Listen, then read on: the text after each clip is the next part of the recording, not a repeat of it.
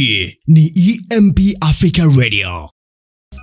Kampuni ya Google imezindua rasmi kipengele kipya cha kisasa kwa watumiaji wa simu za Google Pixel kinachojulikana kama Voice Call Translate feature, ambacho kinatumia teknolojia ya kisasa ya akili bandia ama akili mnemba AI kubadilisha sauti yako kwa lugha tofauti wakati wa kuongea na simu bila kubadili sauti yako ya asili. Kipengele hiki kimeundwa mahususi kusaidia watumiaji kuwasiliana na watu wanaozungumza lugha tofauti kwa kubadili moja kwa moja lugha inayoongea, mfano kutoka Kiswahili hadi Kifaransa wakati wa mazungumzo ya simu. Kama wewe ni mtumiaji wa Google Pixel, inabidi ufuate hatua zifuatazo ili uweze ku-unlock na kutumia feature hii mpya. Fungua app yako ya simu, yani phone, kwenye Google Pixel yako, lakini nenda kwenye setting za app ya simu hiyo, then tafuta kipengele kinaitwa Voice Translator. Chagua na pakua lugha unayotaka kuitumia kwa tafsiri ya sauti yako. Ninachokimaanisha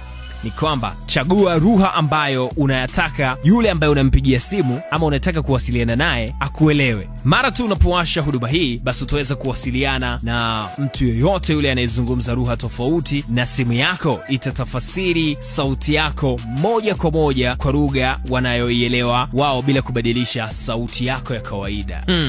Watumiaji wa Pixel, ni vipi? Mko mbele ya muda au tuache kidogo? Peace.